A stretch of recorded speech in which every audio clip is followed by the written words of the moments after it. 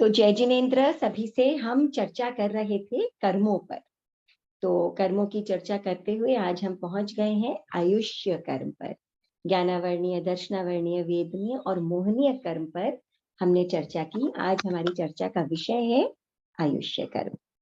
तो आयुष्य कर्म क्या है? कोई भी एक गति से, किसी एक गति से एक निश्चित समय तक, निश्चित अवधि तक जो कर्म बांध कर रखने वाला होता है वह आयुष्य कर्म कहलाता है। और इस आयुष्य कर्म की उत्तर प्रकृतियां 4 हैं: नरक आयुष्य, तिर्यंच आयुष्य, मनुष्य आयुष्य और देवायुष्य। तो सबसे पहला नरक आयुष्य। ये नरक का जो आयुष्य है ये क्यों बंधता है? तो इसके 4 कारण हैं: महाआरंभ, महापरिग्रह, मांसाहार और पंचेंद्रिय वध। तो महाआरंभ, महाआरंभ, आरंभ यानी हिंसा। तो बहुत क्रूअल भावों के साथ जो की जाने वाली हिंसा है उसे महाआरंभ कहते हैं। तो महाआरंभ का मतलब क्या हुआ कि बहुत क्रूअल भावों के साथ में, क्रूर भावों के साथ में जो है वो हिंसा जब की जाती है तो उसे महाआरंभ कहते हैं। जैसे काल सौक्रिक कसाई था, वो हिंसा में आसक्त था और रोज 500 भैंसों की हत्या करता ही था।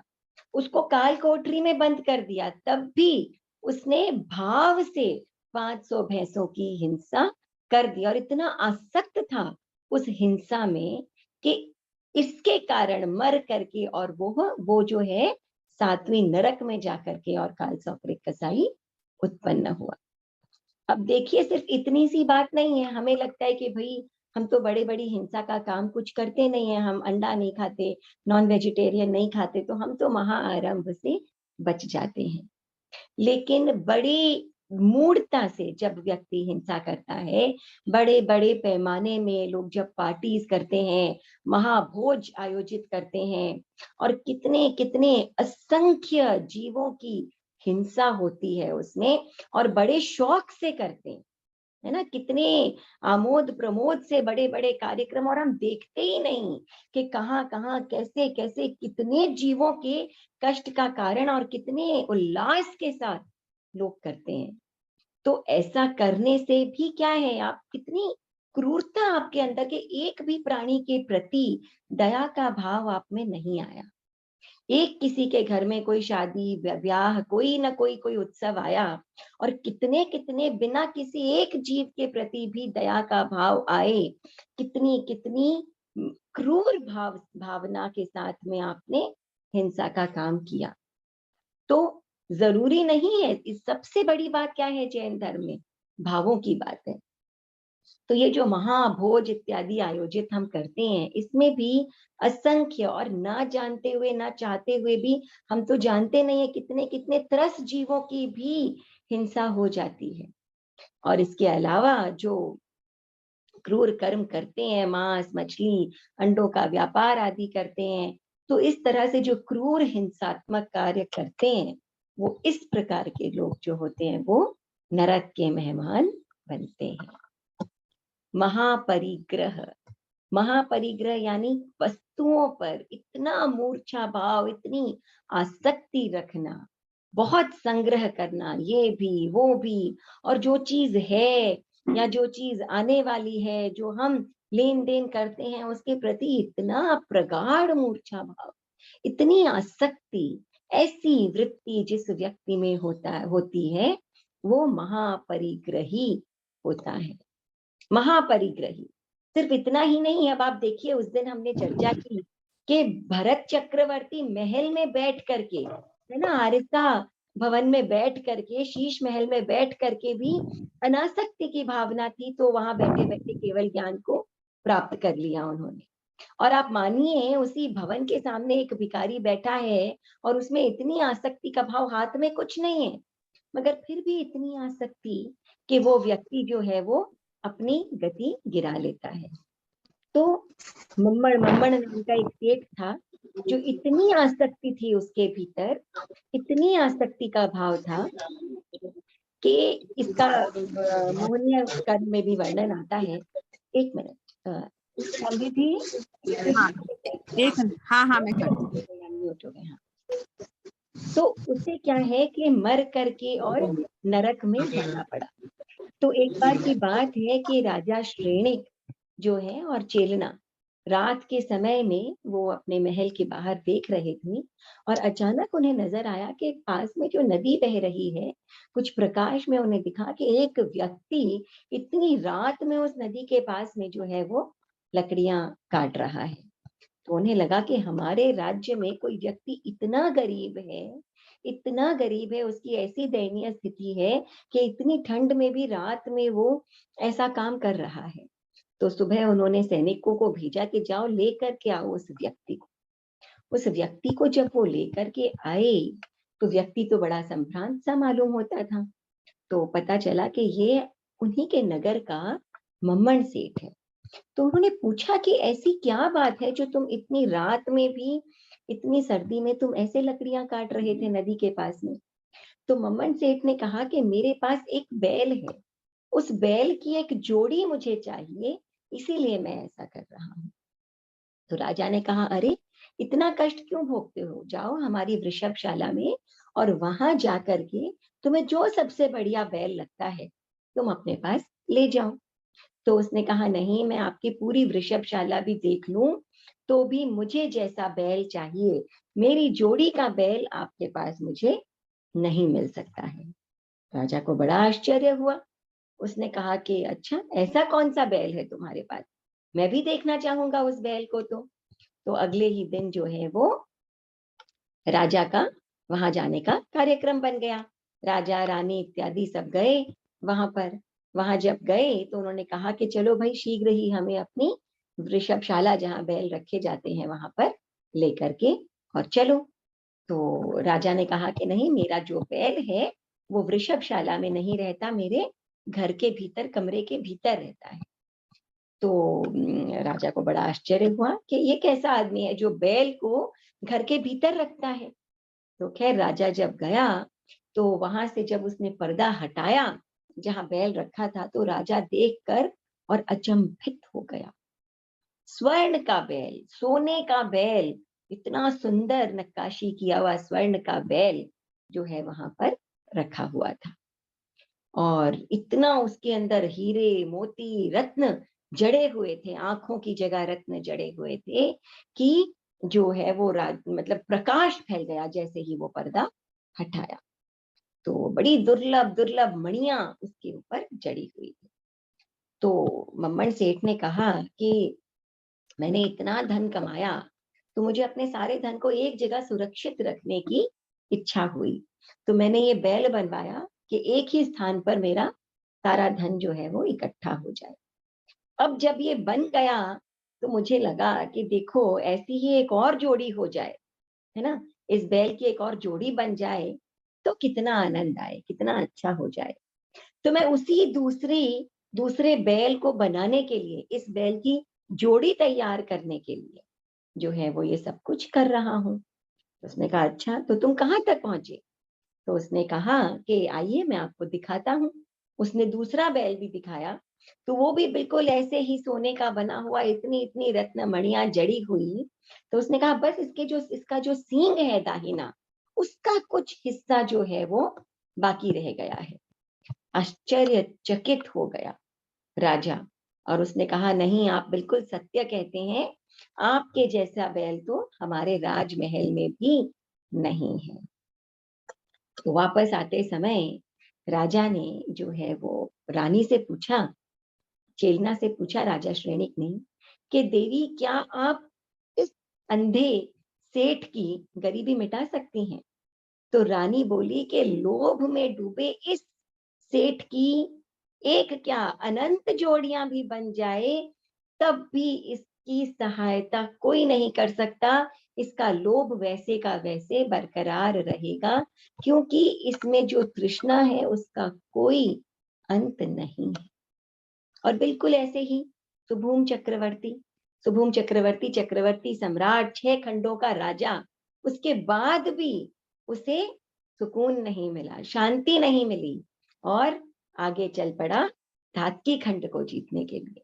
और क्या हुआ, लवण समुद्र में गिर कर गिर और नरक का मेहमान बना। तो ये महापरिग्रह का भाव क्या है, जो हमारी आसक्ति होती है, हर चीज को हम द्रव्य से ना काउंट करें कि मैंने इतना ले लिया, इतने का मुझे त्याग है, 7 साड़ियों से अधिक खरीदने का। अरे उन 7 साड़ियों में भी अगर आपका मन रच बस गया है, हर समय उसी उन्हीं गहनों का ध्यान, अरे मैं यहाँ ताला लगा दूं, मैं यहाँ वो कर दूं, वहां ये रख दूं, कोई मेरा ले तो ना जाए, किसी ने मेरा देख तो ना लिया, है ना, हर समय उसी में, या मैं उसे पहनूं ओढ़ूं तो हा हा हा मैं कैसा लग रहा हूँ, सब मुझे देखें, सब मेरे बारे में जाने। तो हर चीज को केवल द्रव्य से नहीं, भावों से कनेक्ट करने की कोशिश अगर हम करें, तो हम अपने आप को देख सकते हैं, पहचान सकते हैं, हम अपने आप को एनालाइज कर सकते हैं कि कितने हम हिंसा में रत हैं और कितने परिग्रह में रत हैं। तो महाआरंभ और महापरिग्रह, तीसरा पंचेंद्रिय वध, है ना, कि मनुष्य पशु पक्षी पंचेंद्रिय, संगी असंगी पंचेंद्रिय, इनका बुद्धि पूर्वक जानते बूझते हुए संकल्प पूर्वक वध कर, है ना। तो बलि वली चढ़ाने के लिए, या जो लोग तस्करी डकैती आदि करते हैं, तो इस प्रकार कसाई खाना चलाते हैं क्रूरता पूर्वक। और देखिए, क्रूरता तो आदमी कैसे कैसे आदमी दूसरे को कष्ट दे सकता है संकल्प पूर्वक, कि इसको मैं इतना कष्ट दे दूं, इतनी तकलीफ दे दूं, है ना। तो ये सब क्या है, महाहिंसा। हिंसा केवल शारीरिक नहीं, मानसिक और वाचिक भी होती है। और कई बार लोगों को आदत ही पड़ जाती है सामने वाले का किसी न किसी तरह से इसके इसके आत्मसम्मान की हत्या कर दो, है ना। इस व्यक्ति तो हिंसा से हमें बचना ही है। और यहाँ पंचेंद्रिय स्पेशली क्यों कहा गया, 2 कारण। एक बात तो ये है कि जो पंचेंद्रिय जीव होते हैं, उनमें ऑटोमेटिकली जो ये डेवलप्ड जीव होते हैं, है ना, बहुत प्रगतिशील जीव होते हैं, उनका मन मस्तिष्क बहुत विकसित होता है। तो कोई भी चीज जब होती है, तो वो और उनके साथ जुड़े हुए कितने कितने पंचेंद्रिय जीव जो हैं वो इफेक्ट होते हैं। तो इसीलिए हम कैसे प्रकार कर्मों का बंध उनको मार कर या तकलीफ देकर कर लेते हैं। दूसरा, हमारे अपने भाव, है ना। आज क्या है कि जब कोई व्यक्ति वनस्पति काय की भी हिंसा करता है, कर्म बंधन तो उसमें भी है ना, एक खीरा एक टमाटर आदि, उसमें भी कर्म बंधन है। लेकिन जब आप एक खीरा या टमाटर को खाते हैं, काटते हैं या सब्जी बनाते हैं, तो इतना ज्यादा एहसास नहीं होता, क्योंकि आप उस तड़पन को स्पष्ट देख नहीं पाते हैं। अब कुछ लोग क्या होता है, चलते फिरते चींटी कॉकरोच आदि को मार दिया, पटक दिया। ऐसे अनेकों लोग मैंने देखे हैं, बच्चों तक में ऐसे संस्कार होते हैं कि चलते फिरते मच्छरों को मार दिया। आवश्यक अनावश्यक 2 चीजें हैं, अनावश्यक भी मारते रहते हैं।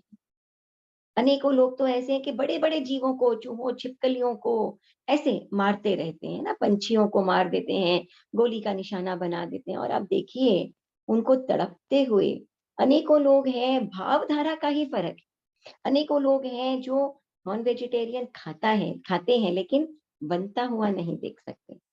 अनेकों लोग हैं जो बनाते हैं मगर खाते नहीं। अनेकों लोग हैं जो बनाते हैं खाते हैं लेकिन उसको कटता हुआ नहीं देख सकते हैं। और कुछ लोग ऐसे हैं जो काटते भी हैं। तो ये फर्क क्या चीज का है, भावधारा का है। और ऐसे भी लोग होते हैं जो एक खीरा या टमाटर या एक वनस्पति काय को भी जब खाते हैं, तो मन में उनके आता है कि ओहो मैं क्यों मोक्ष चाहता हूँ, कि इन सभी जीवों की मैं हिंसा से बच जाऊं, है ना, इसीलिए मुझे मोक्ष चाहिए। मुझे इन सब से मुक्ति चाहिए, कि कैसे मैं कितने कितने जीवों के हिंसा का कारण बन जाता हूँ।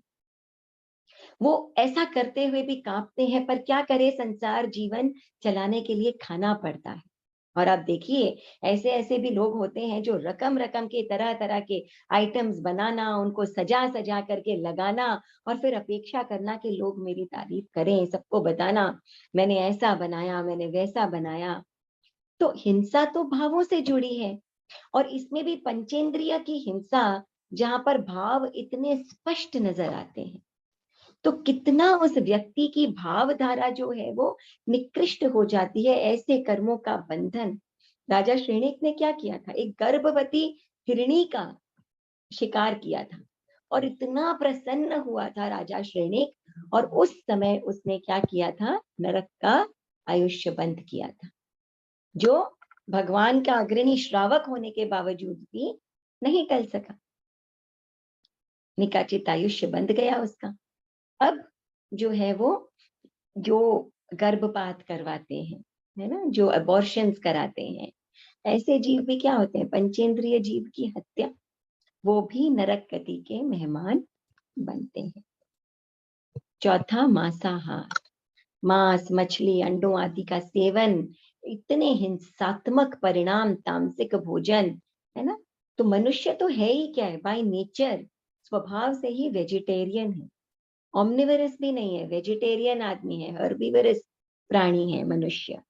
तो इस प्रकार हम यही बात जो कर रहे थे कि एक तो मारना और फिर उसका भक्षण भी करना, उसको खा लेना, है ना, कितने कितने हिंसात्मक परिणाम आदमी के हो जाते हैं। इससे भी नरक आयुष्य का बंध जीव जो है वो कर लेता है।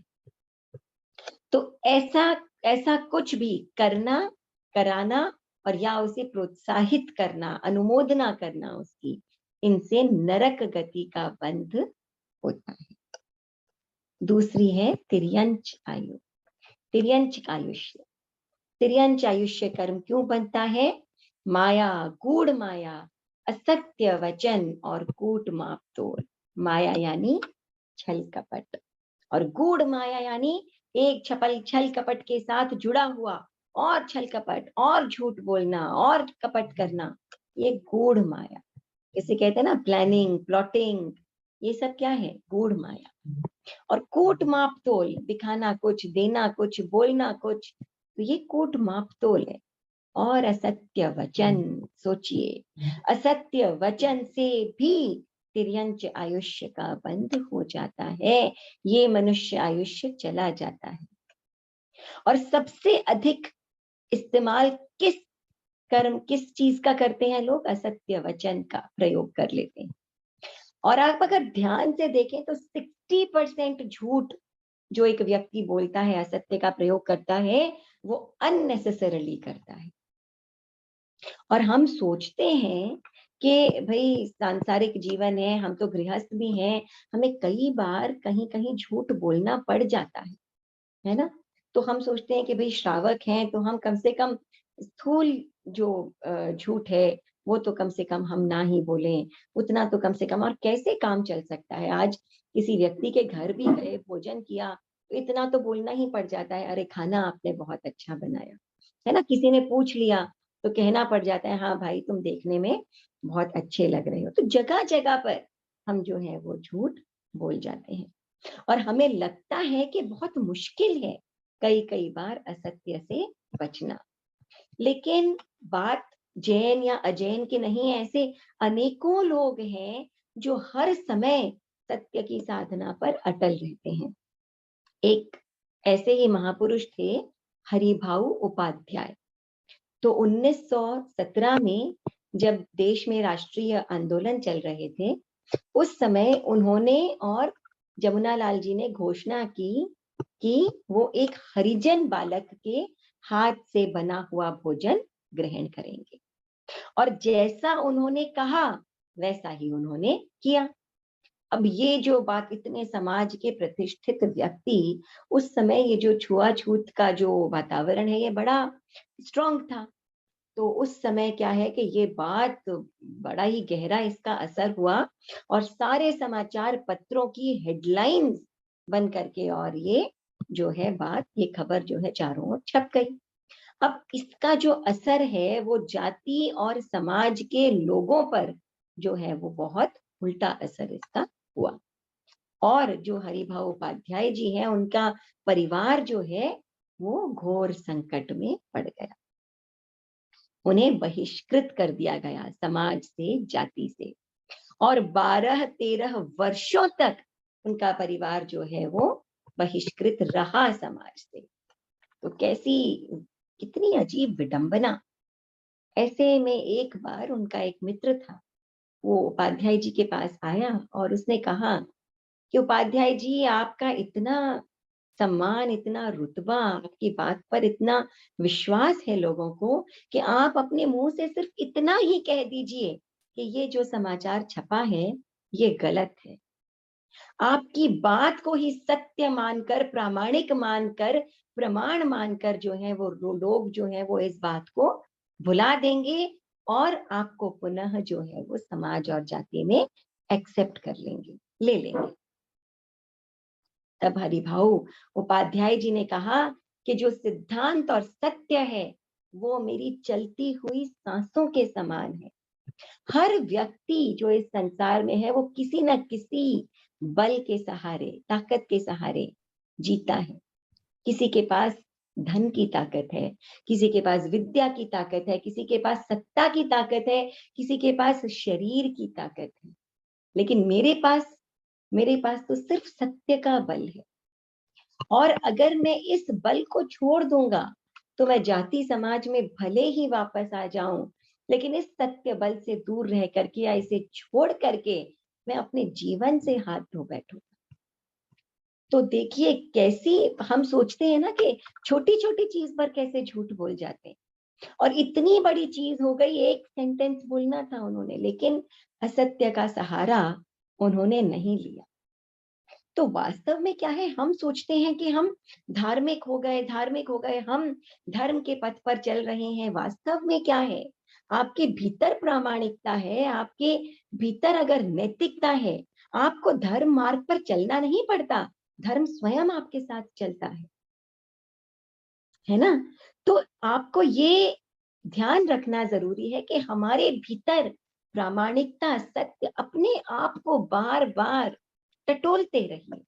आपको कोशिश नहीं करनी पड़ेगी, प्रयत्न नहीं करना पड़ेगा, स्वयं धर्म आपके साथ चलेगा। और तीसरा कौन सा है, मनुष्य आयुष्य। और मनुष्य आयुष्य के बंधने के कारण क्या है, सरल प्रकृति होना, प्रकृति विनीत होना, दया के परिणाम रखना और ईर्ष्या नहीं करना। तो ये जो सरलता व्यक्ति के अंदर होती है, जो रिजुता, रिजुता शब्द का हम बार बार प्रयोग करते हैं, आत्मा की हलुकर्मिता। व्यक्ति के अंदर घमंड बहुत है, चाहे वो धन को लेकर के हो, दिखावे को लेकर के हो, चाहे वो ज्ञान को लेकर के हो, किसी भी कारण हो, अगर आदमी में घमंड है तो वो भी आत्मा के भारीपन का कारण है। और जहां आत्मा का भारीपन है वहां ऋजुता कैसे हो सकती है। ऋजुता यानी आत्मा की निर्मलता, आत्मा का हल्कापन। तो स्वभाव से ही सरल होना, विनीत होना, विनम्र होना और दया के भाव रखना, और सबसे बड़ी बात है ईर्ष्या नहीं करना। अगर हमें प्राणी मात्र के प्रति दया का भाव हम में होगा तो ईर्ष्या ऑटोमेटिकली होगी ही नहीं। जिसके प्रति दया का भाव है उसमें उसके उसके साथ ईर्ष्या कैसे हो भला, हो ही नहीं सकती है। तो दया के परिणाम रखना ये बहुत ही जरूरी है। तो मेघ मुनि ने क्या किया था, मेघ मुनि का हाथी के भाव में एक छोटे से खरगोश के बच्चे के ऊपर दया का भाव, दया का भाव, और इसी दया के भाव के कारण अगले जन्म में क्या हुआ, मनुष्य भाव मिल गया। और कैसा मनुष्य भाव, एक राजकुमार के रूप में, और वो पुराने संस्कार वापस जागृत भूख लगी रही थी तो पूरा ब्रेड खा लेता। समृद्धि, समृद्धि, ऋतु। और अब क्या हुआ कि तब नाश्ता कर लो, चल 1 मिनट मैं करती हूँ।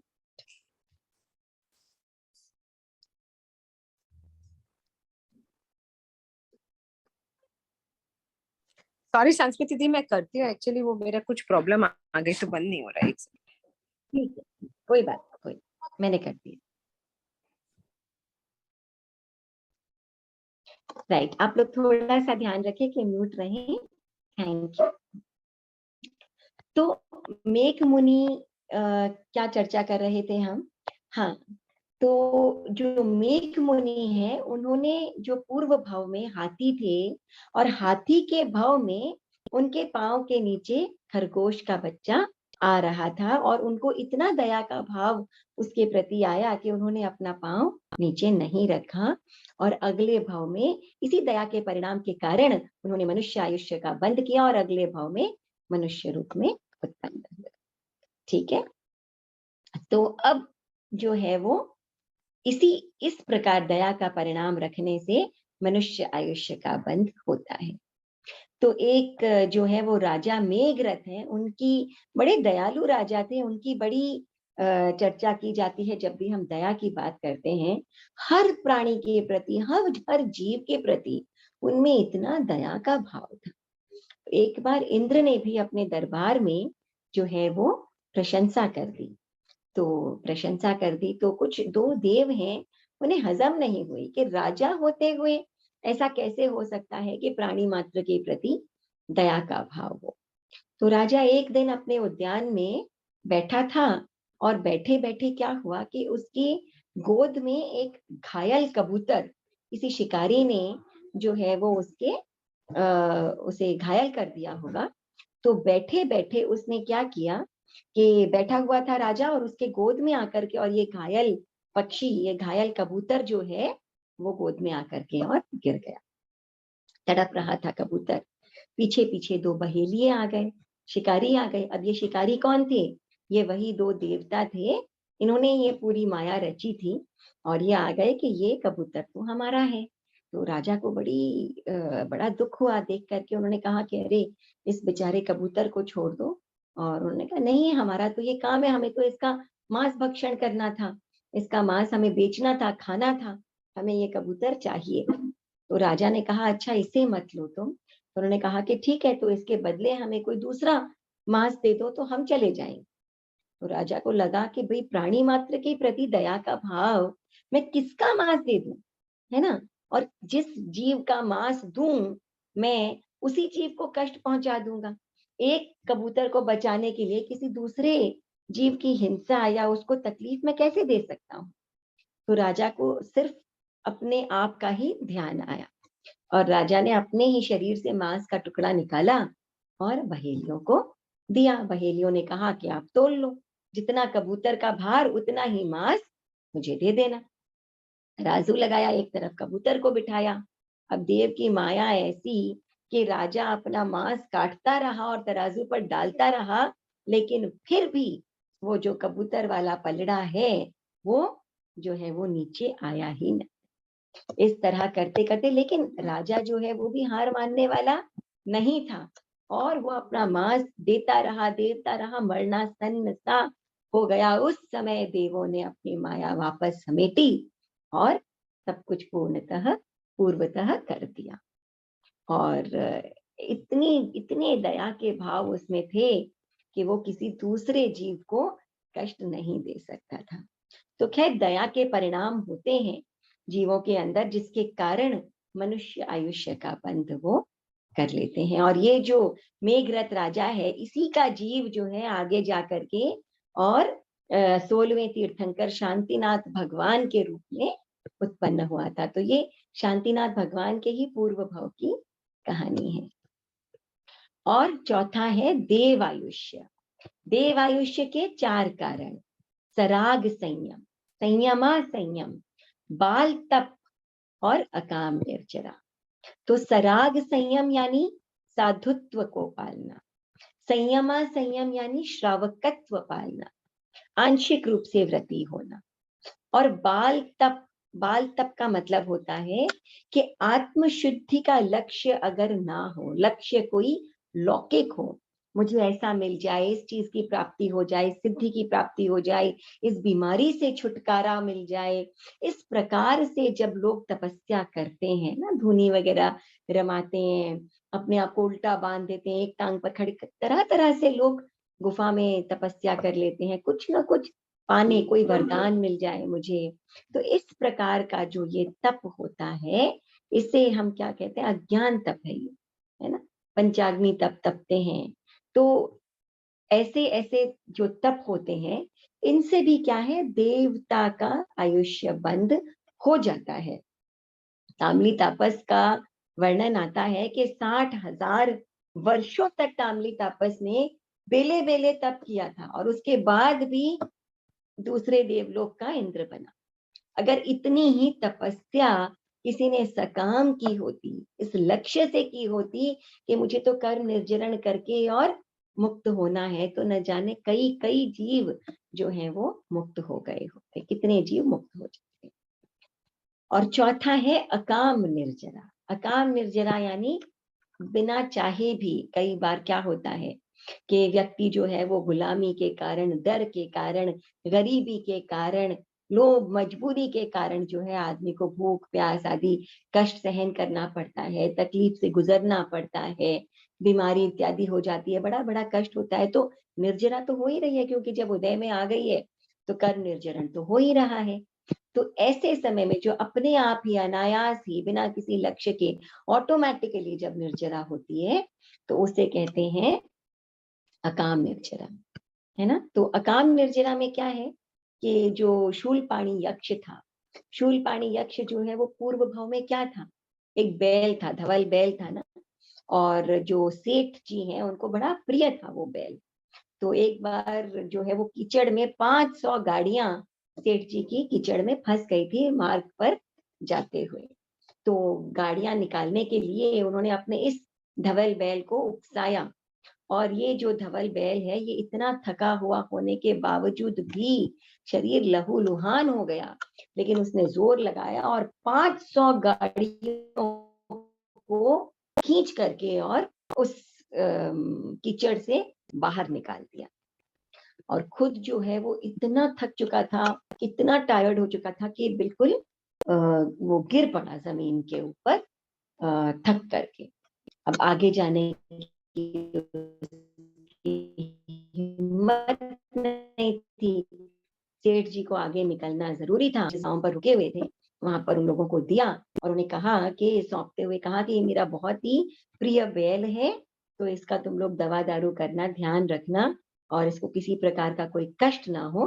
गांव वालों ने भी विश्वास दिलाया और जो है वो अपना वफादार बैल जो था उसको वहीं पर उचित सेवा पानी आदि का बंदोबस्त करके और वहां से जो है वो निश्चिंत होकर सेठ जी चले गए। अब क्या हुआ, जो गांव वाले थे उनके मन में आ गया लालच, तो उन्होंने उसकी सेवा साधना पर कोई भी ध्यान नहीं दिया। और ये जो बैल है ये बेचारा तड़प तड़प करके और मर गया, तड़प तड़प करके मर गया, भूखा प्यासा बीमार।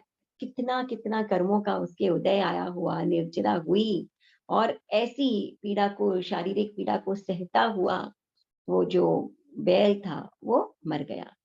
अब ये क्या हुई, अकाम निर्जरा। और इसके फलस्वरूप उसने क्या किया, देवायुष्य बंध कर लिया और मर करके और शूलपाणी यक्ष बन गया।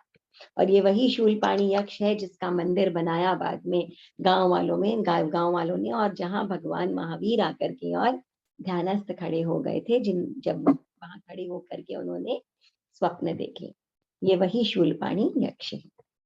तो इस प्रकार से जो है वो देव आयुष्य का बंध 4 कारणों से हो जाता है।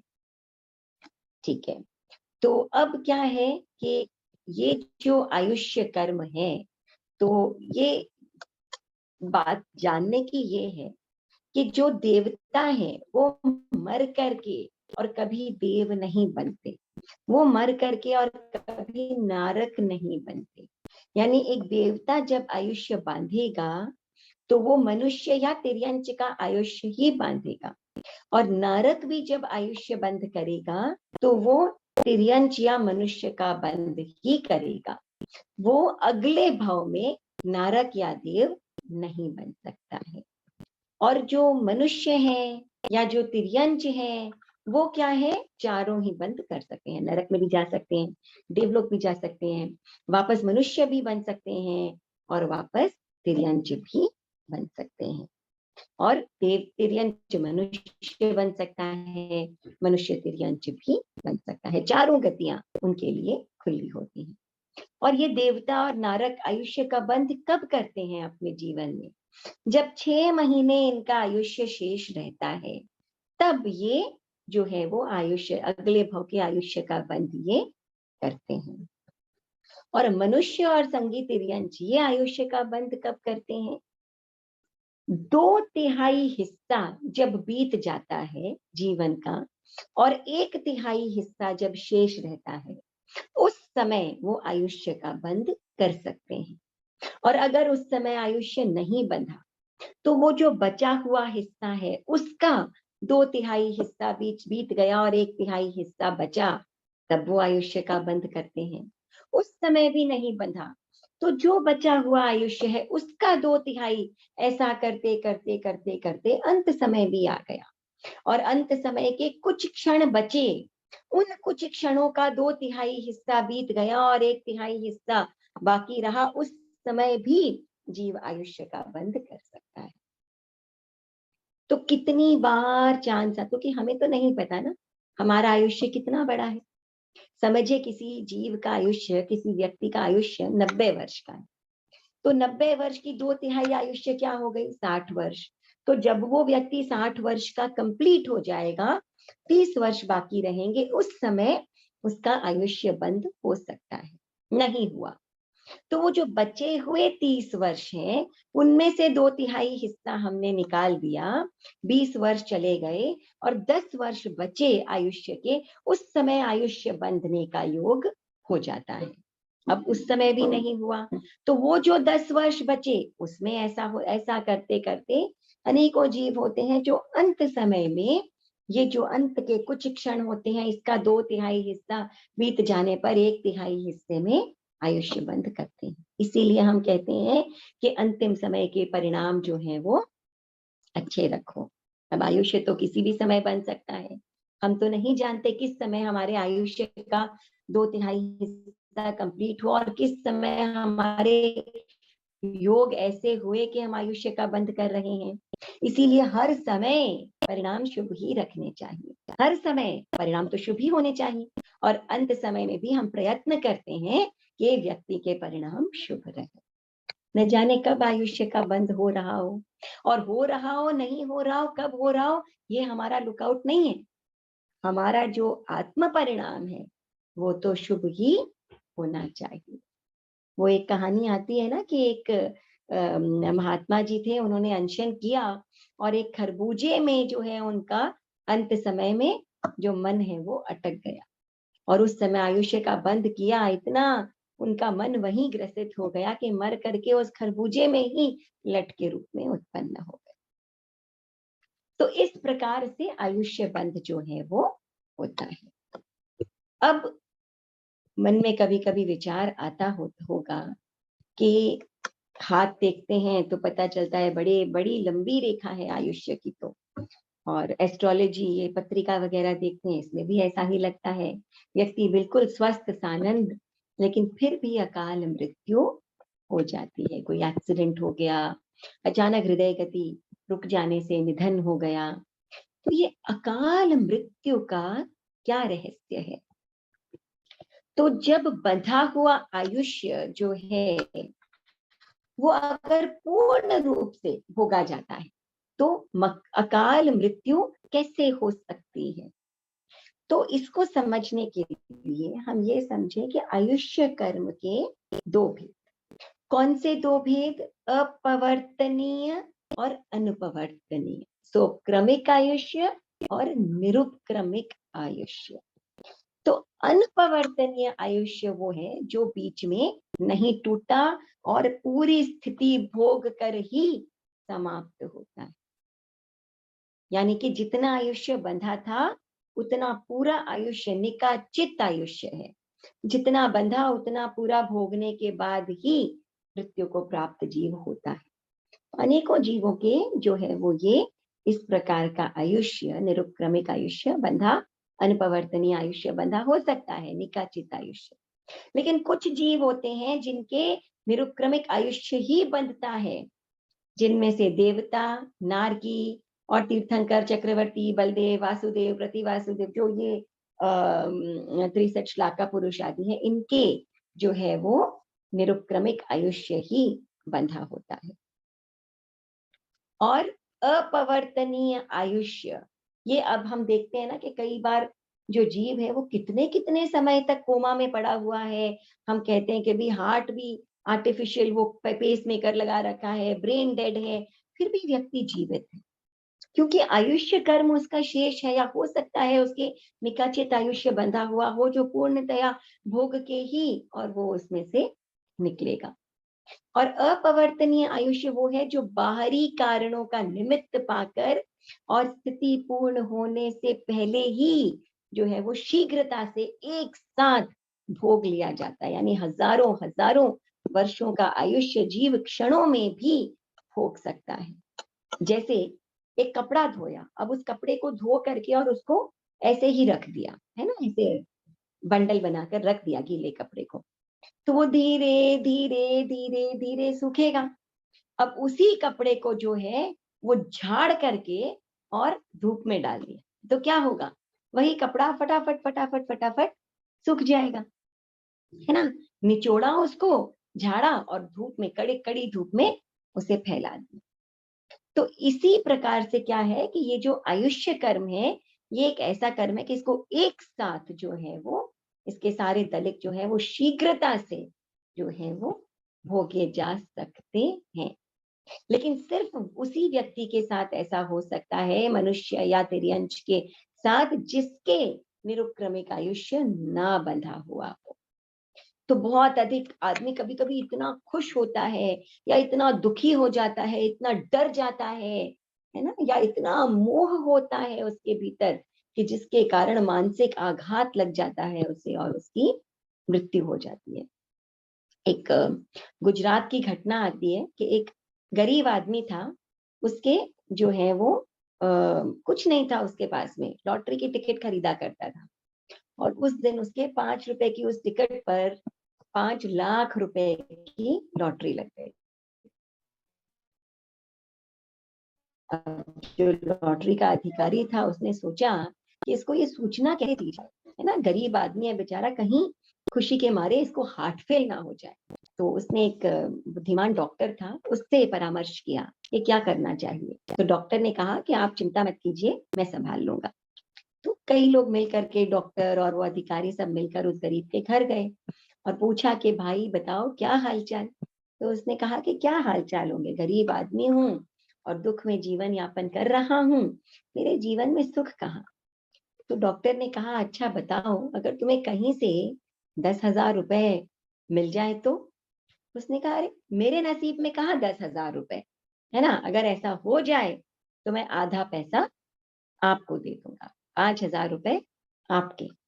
डॉक्टर ने पूछा 50,000 मिल जाए तो, मतलब 50,000 मिल जाए तो मेरा वादा 25,000 में आपको दे दूंगा। ऐसे करते करते 1 लाख 2 लाख, डॉक्टर ने कहा अगर 5 लाख मिल जाए तो उसने कहा अगर मुझे 5 लाख मिल जाए तो डॉक्टर साहब सोचने की बात ही नहीं, आपके मुंह में घी शक्कर, मैं तुरंत 2.5 लाख रुपए आपको दे दूंगा। डॉक्टर तो खुशी के मारे नाच उठा कि अरे मुझे 2.5 लाख रुपए, और उसका वहीं पर खुशी के मारे क्या हुआ, हार्ट फेल हो गया। तो खैर ये तो एक कहानी है कि दूसरों को संभालने गया था और खुद के ही हर्ष का पार नहीं रहा और खुद का ही हार्ट अटैक वहां पर हो गया। तो ऐसे ही अपने आगमों में कथा आती है कि कैसे सोमिल ब्राह्मण ने श्री कृष्ण को देखा तो देखते ही डर के मारे, भय के मारे उसके प्राण जो हैं वो शरीर से निकल गए। तो कई कारणों से जो है ये भय, हर्ष, शोक, इसके अलावा विष पीने से या शस्त्र से, दंड के कारण, है ना, आहार अधिक खा लेते हैं, खाने पीने के कंट्रोल का पर कंट्रोल नहीं हो उसके कारण, है ना, दुख, पीड़ा, चिंता, इन सब के कारण, तनाव, टेंशन के कारण, अचानक कोई एक्सीडेंट हो गया, गड्ढे में गिर गया, तालाब में डूब गया, किसी गाड़ी ने टक्कर मार दी, या फिर किसी ऐसी चीज का स्पर्श हो जाए जैसे बिजली गिर गई अचानक से, करंट लग गया, तो उससे भी प्राणांत हो सकता है, या फिर अचानक ही श्वास गति का भी बंद हो सकती है, हार्ट अटैक आ सकता है। तो अनेकों कारण हैं जिनसे कि लंबा आयुष्य जो है वो भी कुछ ही क्षणों में भोगा जा सकता है। तो ये आयुष्य कर्म और इसके लक्ष्य और कार्य क्या है कि ये आयुष्य कर्म बेड़ी या घोड़े के समान है, कि जैसा जैसे बंधा हुआ आदमी होता है, वो उन बेड़ियों को तोड़े बिना जो है वो निकल नहीं सकता है। बिल्कुल वैसे ही बिना आयुष्य कर्म को भोगे बिना दूसरे भाव में, चाहे वो सुक्रमिक निरुक्रमिक जैसे भी, पर भोगना जरूरी है। भोग करके ही अगले भाव में जीव जा सकता है।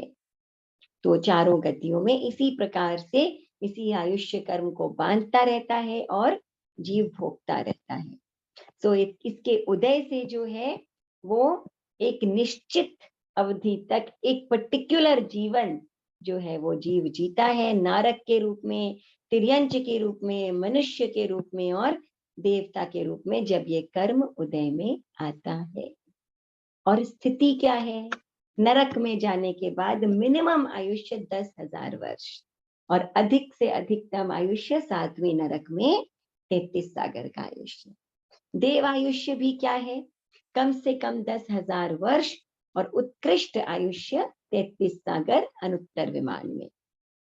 तिर्यंच आयुष्य छोटे से छोटा आयुष्य अंतर मुहूर्त, जघन्य अंतर मुहूर्त, और अधिक से अधिक 3 पल्योपम जो यौगलिक तिर्यंच का आयुष्य होता है। बिल्कुल वैसे ही मनुष्य का मिनिमम आयुष्य अंतर मुहूर्त और मैक्सिमम उत्कृष्ट 3 पल्योपम जो यौगलिक मनुष्य का आयुष्य, देव कुरु उत्तर कुरु आदि में जो मनुष्यों का आयुष्य होता है वो 3 पल्योपम का आयुष्य।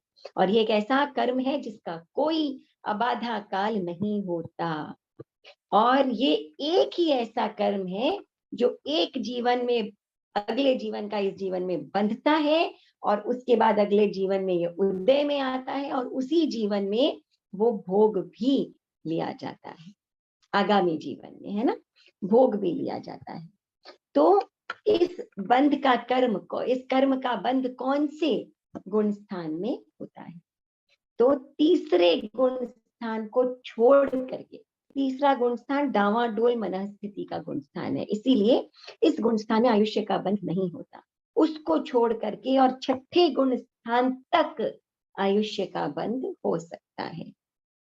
अब छठे गुण स्थान में आयुष्य का बंधना शुरू हो गया और 7वां गुण स्थान आ गया, तो 7वां गुण स्थान आ जाए तब वहां पर ये कंप्लीट हो सकता है आयुष्य का बंधना।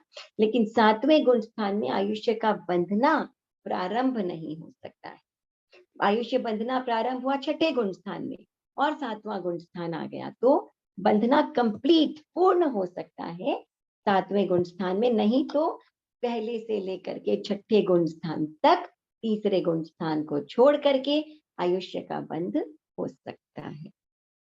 और आयुष्य कर्म का उदय कौन से गुण स्थानों में है? सभी गुण स्थानों में है। और इस कर्म का, क्योंकि ये क्या है, अघाती कर्म है, तो इसका कोई उपशम नहीं, कोई क्षयोपशम नहीं, कुछ नहीं, तो केवल बंद होता है, उदय में आता है, और इसका क्षय जब हो जाता है, पूर्णतया क्षय, तब क्या होता है? जीव मुक्त हो जाता है, सिद्ध बन जाता है। तो ऐसा होता है आयुष्य कर्म। हमने कोशिश की काफी डिटेल में चर्चा करने की, तो अब आप लोगों के कोई प्रश्न हो तो आप पूछ सकते हैं। मेरा एक सवाल है, जैसे अनपरिवर्तनीय आयुष्य माने अकाल मृत्यु इसमें होती है क्या? हाँ, अपवर्तनीय और अनपवर्तनीय। पवर्तनीय अपवर्तनीय मतलब जो आयुष्य भोगा जा सकता है वो अनपवर्तनीय नहीं है, है ना, सुक्रमी आयुष्य है। और निरुक्रमी आयुष्य में क्या होता है? निकाचित, जैसे हम कहते हैं ना, कर्म भी निकाचित बांधते हैं तो उनको भोगना ही पड़ता है। मतलब आयुष्य कर्म अपवर्तनीय सोक्रमिक एक ही नाम हुआ कि हाँ, और अनपवर्तनीय और निरुक्रमी एक ही, तो है ना, जो अकाल पवर्तनीय मृत्यु नहीं है। हाँ, अकाल मृत्यु मतलब सोक्रमिक में होता है क्या? हाँ, अकाल मृत्यु किस में हो सकती है फिर? अकाल मृत्यु हम बोलते हैं कि जितना आयुष्य बंधा है, अगर वो निरुक्रमिक आयुष्य नहीं है ना, हाँ, तो हाँ। समय से पहले, स्थिति पूर्ण होने से पहले ही एक साथ अगर उस आयुष्य को भोग लिया जाए और जीव मर जाए तो वो अकाल मृत्यु कहलाता है। ठीक है ना? हाँ, इसका बंद नहीं होने से, निरुक्रमिक का बंद नहीं होने से अकाल मृत्यु हो सकती है। इसको एक बार प्लीज फिर से बताएं, थोड़ा कंफ्यूजन है अभी भी। देखिए, आयुष्य जो होता है ना, तो वैसे हम निरुपक्रमिक आयुष्य को शुभ आयुष्य मानते हैं और जो सुक्रमिक आयुष्य है ना उसको अशुभ आयुष्य मानते हैं, है ना। तो आयुष्य वैसा ही होना चाहिए, जितना बंधा है उतना भोग करके। तभी जब अति पुण्य का उदय होता है ना, जैसे श्रेष्ठ श्लाघा पुरुषों के होता है, तीर्थंकर, चक्रवर्ती, वासुदेव, प्रति वासुदेव आदि, इनके क्या है, इनके जो है वो निरुपक्रमी आयुष्य ही होता है।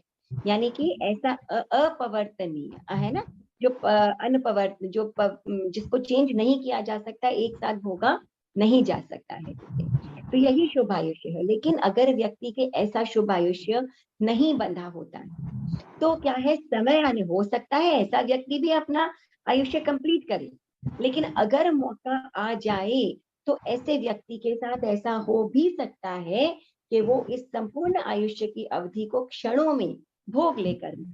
अब हम क्या करते हैं, कई बार कर्म तो बंधे रहते हैं। पुरुषार्थ हम किसको बोलते हैं, कि हमारे जो बंधे हुए कर्म आगे आने वाले हैं, उन कर्म दलिकों को खींच करके और हमने एक साथ उन्हें भोग लिया। यही तो होता है ना पुरुषार्थ, और है क्या चीज।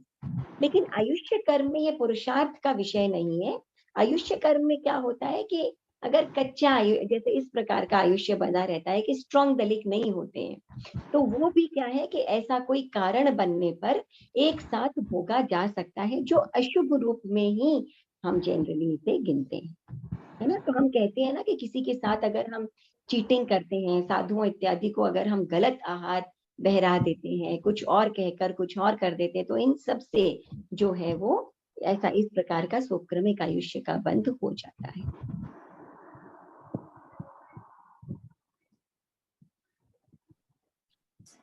क्लियर शालिनी हुआ मैम, क्या थोड़ा? अच्छा। पल्योपम क्या हुआ? पल्योपम की चर्चा सुरेखा दी हम लोगों ने ये इसी कर्म में काफी डिटेल में की थी 2-3 क्लास पहले। तो ये पल्योपम क्या है कि एक्चुअली समय जो होता है ना, 2 प्रकार का होता है। एक वो है जिसे हम काउंट कर सकते हैं, और फिर एक लेवल ऐसा आता है जब हमारी काउंटिंग की कैपेसिटी से बाहर समय चला जाता है। तो उस समय हम क्या करते हैं कि उसकी हम उपमा से हम उसको कैलकुलेट करते हैं, है ना। तो एक करीब करीब 10 किलोमीटर लंबा चौड़ा गहरा कुआं, उसके अंदर यौगिक शिशु के जो बाल है, नवजात यौगिक शिशु के बाल, उसको भर दिया जाए, और इतना भर दिया जाए कि एक चक्रवर्ती की सेना भी ऊपर से निकल जाए तो भी एक बाल डालने की उसमें जगह ना बचे, और फिर उस एक एक बाल को 100-100 वर्ष के अंतराल से निकाला जाए, है ना। तब जितने समय में वो कुआं खाली होगा उसको एक पल्योपम बोलते हैं। तो अब हमने इसको कैसे समझा, उपमा से समझा, है ना। इसको हमने किसी चीज के साथ कंपैरिजन करके समझा। तो जो भी हम उपमा के साथ काल को समझते हैं उसको हम पल्योपम, सागरोपम, ऐसे उपमा के साथ में उसका नाम हम जोड़ देते हैं। और जहां तक काउंटिंग होती है, दिन, महीने, साल, है ना, वो सारे क्या हो जाते हैं हमारे, बिना उपमा के हम काउंट कर लेते हैं। तो जब बहुत बड़ी बड़ी अवधियां हो जाती है तो वो हमें उपमा के साथ समझना पड़ जाता है। ठीक है ना, राइट। और कोई संस्कृति, प्रश्न? हाँ जी। मैं क्या पूछ रही थी संस्कृति दी, जैसे कभी कभी क्या होता है अपने किसी के यहाँ जाते हैं, जैसे मेरे साथ ऐसा हुआ है एक बार, आपने ये बताया था कि अपने को भाई कोई चीज का मतलब you should not praise very much, और ये सब चीजें अपने को अननेसेसरी नहीं बोलना चाहिए। मतलब तो मैं किसी के घर गई, उन्होंने घर बनाया था, अब मुझे इतना अच्छा नहीं लगा जो जिन्होंने बनाया था, पर और मैंने कोई कुछ रिप्लाई भी नहीं किया था, पर लास्ट में उन्होंने खुद ही ने पूछ लिया आपको घर कैसा लगा। तो बहुत ही मतलब मुझे झूठ का उपयोग करना पड़ा, नहीं तो भाई समृद्धि, किसी के मन को ठेस कई कई पहुंच बार सकती ऐसा है। हो ही जाता है। हाँ, तो वो कई तो बार ऐसा होता है कि हमें व्यावहारिकता निभाने के लिए हमें कई चीजें करनी पड़ जाती है ना। तो हाँ क्या होता है कि 2 बातें हैं। एक तो मन में हमेशा ये ध्यान रखें कि ठीक है, मुझे व्यावहारिकता चलाने के लिए इस समय ऐसा बोलना पड़ा, है ना, लेकिन मेरा इसमें कोई इन्वॉल्वमेंट नहीं है। इन्होंने बनाया नहीं बनाया, इनका अच्छा है बुरा है, मेरा अंदर से कोई इन्वॉल्वमेंट नहीं है। ठीक है, एक सामाजिक प्राणी हूं, मुझे व्यावहारिकता निभाने के लिए करना पड़ा। और दूसरी बात एक जरूर ध्यान रखिए कि क्या होता है ना कि जब तक वो सोने में खाद मिलाई जाती है ना, तब तक गढ़ाई हो सकती है, घड़ाई हो सकती है गहने की। और खाद ही खाद मिला दो ना आप, तो सोना बहुत मिनिमम रह जाता है वहां पर। वहां क्या होता है, उसकी कीमत 0 हो जाती है। तो इतना भी व्यवहारिकता में ना फंसे कि आपकी जो प्योरिटी है ना वो ही नष्ट हो जाए कंप्लीटली। इतनी जरूर हमें बात को ध्यान हमें रखना चाहिए, है ना। Thank you Yeah, example is truly amazing, Sanskriti ji. Very nice. Thank you so much. ये तो क्लास कंप्लीट करेंगे। Thank you Surekha the, thank you so much, सभी को धन्यवाद। बहुत जय अच्छा जय समझाया आपने। लक्ष्मी संस्कृति दी, बहुत ही सुंदर क्लास। बहुत आभार, बहुत सुंदर तरीके से समझाते हैं आप। कृतज्ञोस्मि। Thank you Leela ji, thank you. बहुत ही हम सब आपके आभारी हैं। Thank you. समझाते हैं आप। Thank you. जय जिनेंद्र साहब। जय जिनेंद्र, थैंक यू। जय